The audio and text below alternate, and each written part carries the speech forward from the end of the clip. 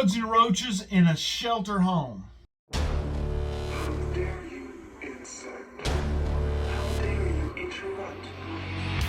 This is the bathroom. Now watch out, we got some bad roaches here. The nature of a shelter home makes the probability of bed bugs and roaches much higher. This type of living arrangement is a powder keg just waiting to explode. If it does, it's 10 times harder to fix. Cooperation is extremely important. One person can infest the whole house, and if others are not doing what they should be, then they are at risk of spreading it even further. It's just like a cold, the flu, or lice. With so many living in such close quarters, a small issue can explode in no time. When I was in boot camp, there were 90 guys from all over the country spending 24/7 together in a little bitty room, close quarters. We all had the sniffles the entire time. You are receiving a blessing from some people who care about you and want to see you turn things around. Don't spit in their face when they ask you to do your part. Dealing with and preventing sickness, bed bugs, and German roaches is not fun, but it's much better than the alternative, living with bugs or living on the streets. So when new residents enter, their stuff doesn't enter until it's clean and free of pests. After a bed bug job, we do a thing called get naked on the front porch. Basically, we strip down as far as we can legally without getting in trouble. All our clothes go into the wash and we go straight to the shower. Now, you got to figure out whatever arrangement works best for your facility, but the clothes need to be laundered. Everything else needs to be inspected. If you've got a heat chamber, that's the time to use it. Do not visit someone who has bed bugs.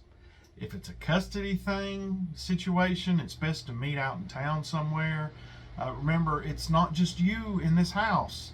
If it cannot be avoided, something like visitation, then they don't need to bring anything but the essentials to the house and go through the naked on the front porch protocol every time they come.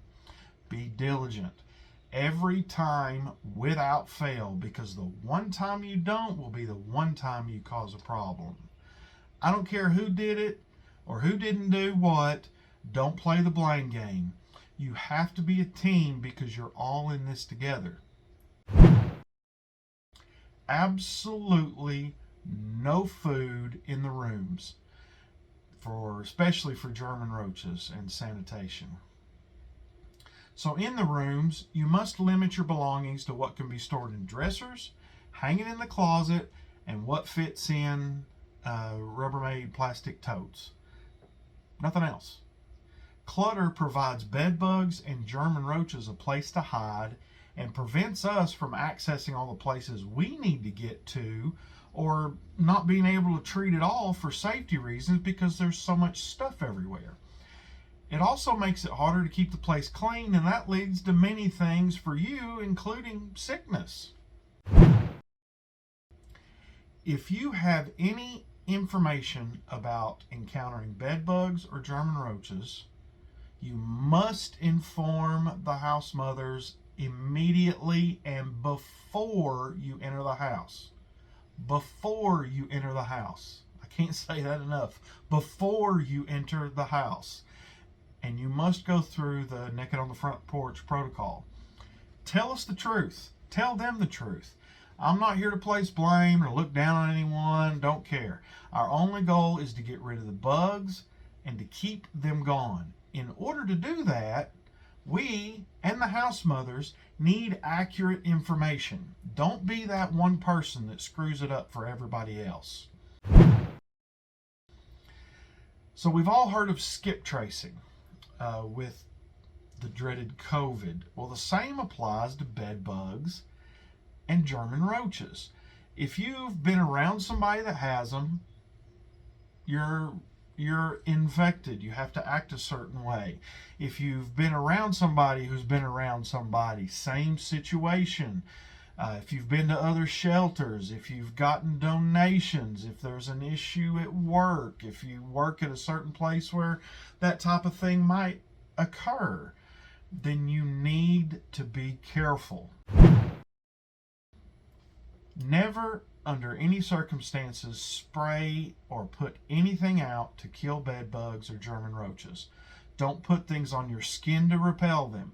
This is all old wives' tales and dumb stuff people say on Facebook. It won't work. It could be dangerous, illegal, and most of them make it worse by spreading them to other beds or other rooms. One good example is rubbing alcohol on your skin to repel bed bugs. It doesn't work. It evaporates quickly anyway, and it dries out your skin, making your skin more vulnerable to irritation and damage. I've seen people do this 100 times, and they end up scratching their dry skin in their sleep and creating places on their skin that then they attribute to the bed bug bites when there's no bed bugs there to begin with. If you have any questions, let the house mothers know, and we will get an answer for you, okay? Activity of bed bugs cannot be determined by bites. Blemishes on the skin could be many different kinds of bugs, a medical issue, environmental issue. Remember, you're in a new place with a lot going on and being exposed to many new things, from soaps to beauty care products to food to other people to dust and a million other things. Any one of those things can present what looks like bites. And no, you cannot say that a bite looks like a bed bug or a mosquito bite because you had them before and that's what it looked like. Everyone's chemistry is different, and you can react differently based on a million different factors. Bottom line is, you cannot say that thing on your skin is a bed bug bite. I can't, and I'm an associate certified entomologist. Neither can a doctor, though some do anyway. On a side note, just because there are two bites side by side each other doesn't mean spiders either. Spiders rarely bite. Unlike bed bugs, you aren't food for a spider. Why would it bite you? What you should do when you find a bite is inspect your bed and see if you find anything and report it all to the house mothers. Bed bugs are not a medical danger. They cannot spread disease by biting someone and then biting you. The only way they can spread anything is if they walk on an open wound and then on an open wound on someone else, but that could happen by any bug doing that. Prep must be done before every treatment. Unless you are given other instructions, pick up your clothes and linens off the floor or overhanging any furniture. If it's clean, put it up. If it's dirty, wash it. Pull all linens off the mattress and place them on top of the mattress. Remove any items under the bed. The only thing that should be under there anyway is a sealed tote, and that can stay there if there's nowhere else to move it, or you can't put it on top of the bed. Do not move things to other rooms to do this. This will only spread bed bugs. Any laundry done at any stage for any reason needs to go from your room to the washing machine directly. Do not stage it in piles somewhere until the machine is empty. Don't pass go. Do not collect $200. Clothes and linens are either in your room or they're in the wash. Nowhere else. No exceptions. Again, if you have any questions, let the house mother know, and they will get with us to answer your questions. Please go through them for everything so we can have one contact instead of getting mobbed with questions from a bunch of people. Again, be diligent and follow all instructions that you are given to make sure you don't have to deal with bugs on top of whatever else is going on in your life. Nobody needs that, and we're here to keep it under check, but we must have your cooperation. You know what bugs me? Bed bugs and roaches in a shelter home. But I love to kill them. stone. I stand upon my desk to remind myself that we must constantly look at things in a different way.